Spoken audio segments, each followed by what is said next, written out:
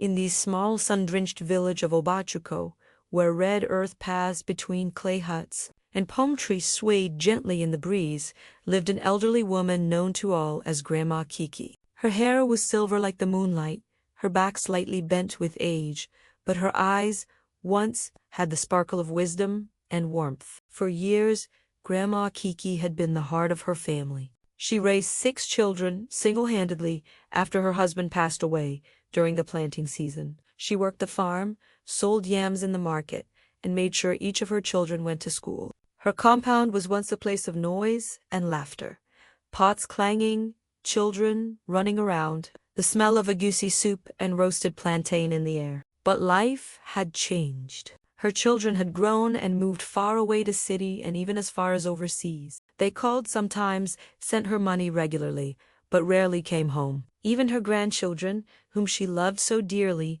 were voices she now only heard over the phone.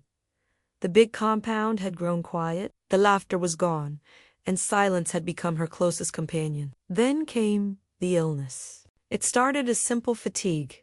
Some days, she felt dizzy. Other days, her chest felt heavy, her legs ached, her appetite vanished, and her nights were long and restless. She thought maybe her blood pressure was high or that old age had finally caught up with her. Her children, worried, insisted she go to the clinic in town. At the clinic, the young doctor, a kind man named Dr. Chinedu, checked her thoroughly. He took her blood pressure, ran tests, and examined her eyes. After every visit, he would smile politely and say, "Grandma, everything looks fine. Your body is strong for your age." But Grandma Kiki didn't feel fine. She returned home each time with a bag of tablets, white, pink, and yellow, and took them faithfully. Though she didn't like the way they made her feel, "How can I be well when I don't feel alive?" she would mutter as she swallowed the pills. Her neighbors pitied her. Some said it was a spiritual sickness. Others said maybe she missed her husband too much. Weeks turned into months, and Grandma Kiki's condition remained the same, neither better nor worse. Then one warm morning, a moving truck stopped at the house next door. Out came a cheerful woman, about Grandma Kiki's age, with a bright yellow headscarf and a wide smile. Her name was Mama Abeni, newly retired from the city. She had come to the village to live a quieter life, away from the noise of city life. Their friendship began with a simple greeting. "Good morning, Mama," Abeni called as she fetched water from the well. "Good morning, my sister," Kiki replied, her voice weak but kind. The next day, Abeni brought her a bowl of okra soup and some freshly pounded yam. "You must eat," she said. "Old age is not sickness, it's just a second childhood."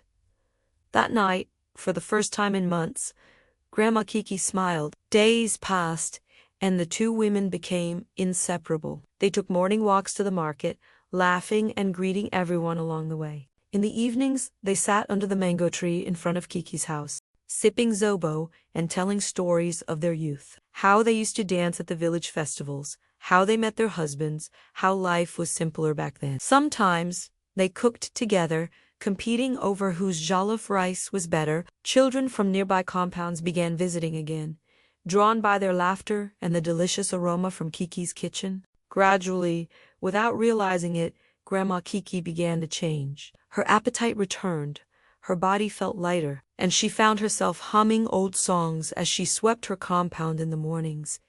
Even her steps became steadier. When she returned to the clinic for her next checkup, Dr. Chinedu looked surprised. "Mama Kiki, you look so different, healthier, stronger, and happier." "What changed?" Grandma Kiki laughed softly. "Doctor, I stopped taking all those medicines."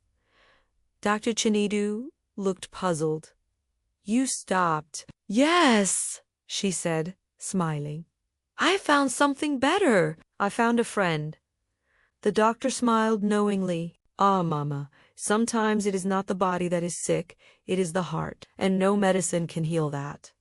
From that day on, Grandma Kiki's house became lively again. The compound was filled with laughter, the smell of palm oil and pepper soup, and the sound of two old women gossiping under the moonlight. Sometimes, Children from the neighborhood would come to listen to their stories or help with chores, and in return, Grandma Kiki would bless them with words of wisdom and slices of roasted plantain. Though her children still lived far away, Grandma Kiki no longer felt alone. Her friendship with Mama Abeni had filled the emptiness that medicine could not cure. And so in the quiet village of Obatuco, beneath the shade of mango trees and the rhythm of African drums in the distance, Grandma Kiki found the true secret to good health, not in tablets or syrups, but in companionship, laughter, and love. Because in the heart of Africa, not all sicknesses are of the body. Some are healed only by the warmth of another soul.